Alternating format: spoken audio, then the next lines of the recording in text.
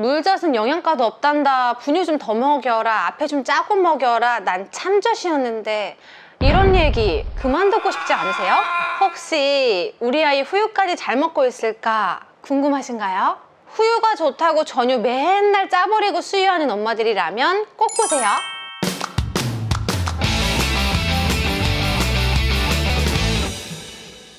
안녕하세요.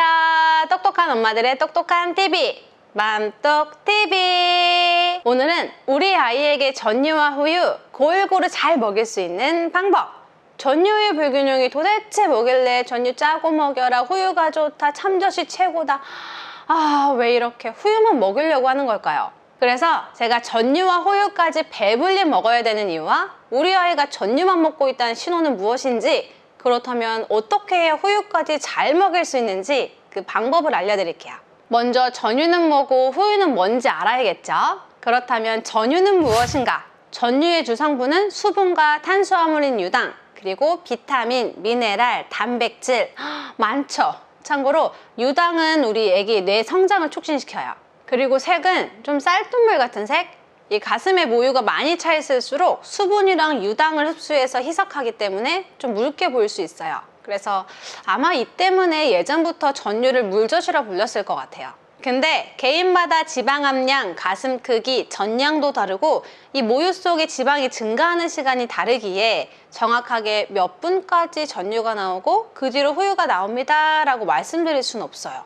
하지만 평균적으로 예를 들자면 한쪽 15분 정도 수유했을 때 처음 5분 정도는 전유가 나오고, 비율로 따지면 모유 100ml 중에 한 30ml 정도는 전유가 나옵니다 라고 말씀드리긴 해요. 그래서 전유는 쉽게 밥 먹기 전에 목 축이고 에피타이저 먹으면서 밥 먹을 준비한다 생각하면 돼요. 이런 전유를 도대체 왜 짜내고 먹이시나요? 우리도 물 없이 막 밥만 먹으면 목 맥히잖아요. 그리고 후유의 주 성분은 지방이에요. 뭐 단백질도 있고요. 색깔은 하얀 우유색, 오래 끓인 사골국물색. 그래서 수유 후반부로 갈수록 지방이 더 많이 나오기 때문에 한 번 먹일 때 배불리 잘 먹어야 수유 텀도 점점 길어지는 거죠. 이렇게 후유에는 지방 함량이 높으니 칼로리가 높겠죠.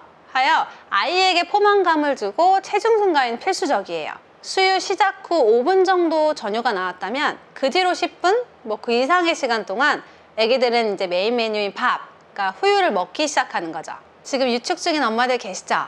유축 직후엔 알 수 없지만 유축한 거 냉장고에 두면 밑에는 맑은 전유, 위에는 뽀얀 후유, 이렇게 층이 분리된 걸 볼 수 있어요.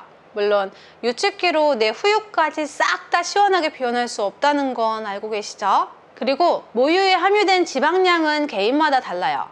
체중이나 식사, 수유 빈도, 나이, 출산력, 왼쪽이나 오른쪽 가슴 등에 따라서도 다르고 하루에도 계속 변해요. 그래서 엄마들에 따라 모유의 지방 성분이 낮을 경우엔 아기가 가슴을 말랑하게 정말 싹 먹는데도 불구하고 수유 텀이 좀 짧은 경우가 있고, 아기가 성장하더라도 수유를 길게 오랫동안 먹으려고 하면서 스스로 지방을 보충하려 하기도 해요.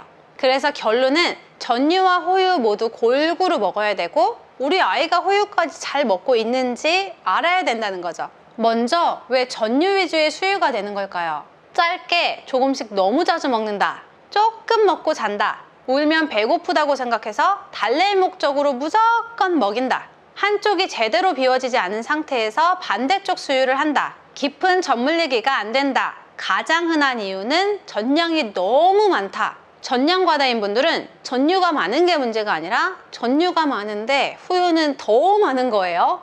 아기가 빠는 시간은 정해져 있는데 양이 너무 많으면 아기는 전유 먹다 배불러서 안 먹겠죠. 그래서 이런 이유들로 전유과잉 증상들이 올 수 있지만 제가 지금부터 전유과잉 신호에 대해서 알려드릴 건데, 우리 아이에게 이러한 증상들이 없다면 너무 걱정하지 않으셔도 돼요. 자, 그럼 전유과잉 아기들의 대표적인 증상들은 뭐가 있을까요? 전유의 주 성분인 유당은 장 운동을 빠르게 하기 때문에 아래와 같은 증상들이 나타나요. 한번 체크해 보세요. 알고 계시겠지만 모유 수유하는 아가들은 분유 수유하는 아가들에 비해서 변이 조금 묽어요. 하지만 건더기는 있죠. 근데 전유를 많이 먹는 아가들은 변을 자주 줄이고 건더기도 없고 심하면 녹변을 봐요.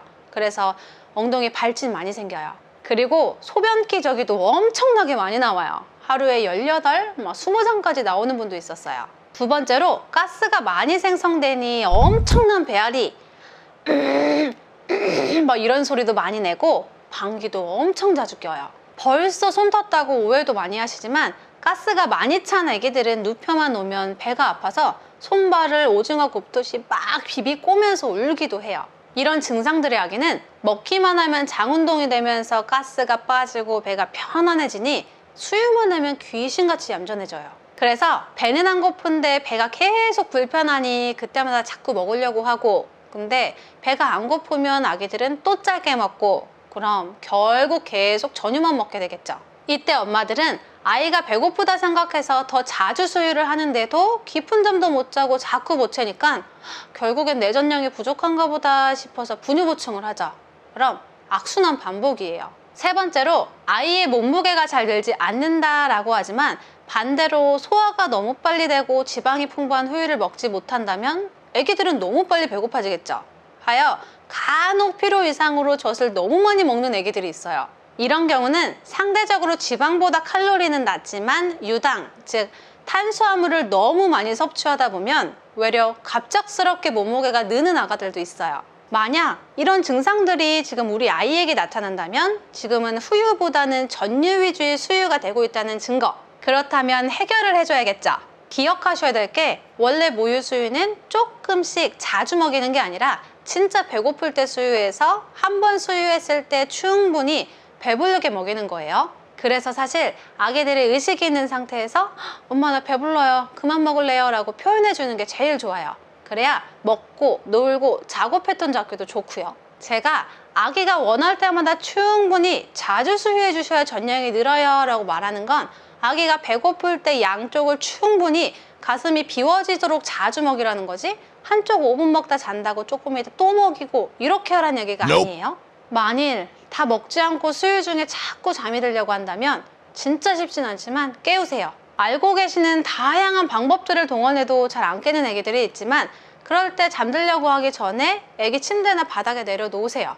그럼 깨요. 근데 내려놨는데 이미 잔다면 타이밍 놓친 거예요. 이렇게 최대한 애기를 깨워가면서 가슴이 말랑해지도록, 가슴이 좀 비워지도록 충분히 먹이면 좋은데 한쪽 조금 먹고 자서 1시간도 안 돼서 깼다고 또 반대쪽 조금 먹이고 자고 이러면 또 전유 위주의 수유가 되겠죠. 그래서 이럴 땐 자기 직전에 수유한 쪽 가슴 이어서 먹이세요. 그리고 먹다가 사출이 안 될 때, 그러니까 먹다 잘 안 나오니까 이때 자는 아가들도 있는데 그렇다면 이때 가슴 끝, 그러니까 기저부를 좀 압박해 주시거나 아니면 좀 흔들어서 자극해 주시는 것도 좋고요. 깊은 젖물기가 안 되고 꼭지만 짧게 무는 아가들은 이 수유 자세도 교정해 주셔야겠죠. 그리고 지금 아기들이 제일 불편해하는 이 배앓이, 그러니까 가스가 많이 차 있으니까 수시로 배 마사지 좀 해주세요. 제가 전량 줄이는 방법 그 영상에서 언급은 한번 드렸지만 전량 많은 엄마들이 대표적으로 이런 전유과잉 증상들이 많아요. 그래서 일부러 전유를 조금 짜내고 먹이시는 분들이 많은데 결론은 일시적인 방법이에요.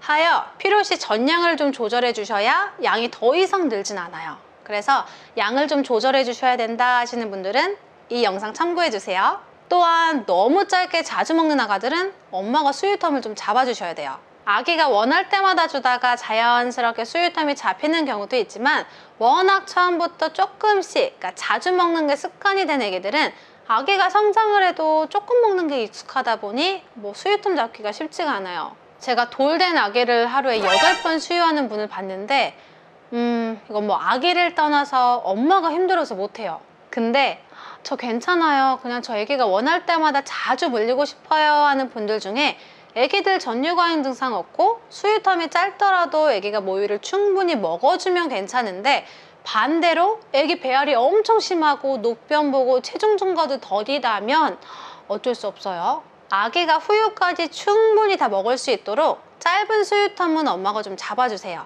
물론 이 과정에서 아기들 많이 울어요. 엄마들 너무 맘 아파하지 마세요. 마지막으로 말씀드리고 싶은 게 엄마 맘대로 여기 15분 수유했으니까 반대쪽 수유해야지 해서 옮기는 게 아니라, 물론 엄마도 체크는 해야겠지만 중요한 건 아기가 결정해 주는 거예요. 한쪽 먹고 배부를 수도 있고 양쪽 먹고 배부를 수도 있어요. 그리고 신생아 시기 때야 보통 15분씩 양쪽 수유한다고 하지만 이 시기가 지나면 아기들의 빠는 능력은 능숙해지기 때문에 수유 시간 또한 짧아져요. 그래서 많은 분들이 수유 시간이 갈수록 짧아지니 우리 애기 후유 못 먹을까 봐 걱정돼요. 15분 먹어야 된다고 하는데 라는 이 시간적 압박감에 아기들한테 15분 아직 안 됐어. 5분만 조금만 더 먹어. 조금만 더 먹자 제발 이렇게 한다고 억지로 애기들이 더 먹어주거나 입을 벌리진 않아요. 아기가 1분이라도 더 먹어주기라는 그 마음 저도 잘 알죠. 물론 성장해도 천천히 오래 먹는 아가들도 있겠지만 신생아 시기 때보다는 먹는 힘이나 속도가 빨라지기 때문에 수유 시간 자체가 짧아졌다 하더라도 후유까지 충분히 먹을 수 있는 능력이 됩니다. 그러니 똥 잘 싸고 체중 증가 잘 되고 수유텀 유지 잘 된다면 뭐 전혀 문제될 게 없겠죠.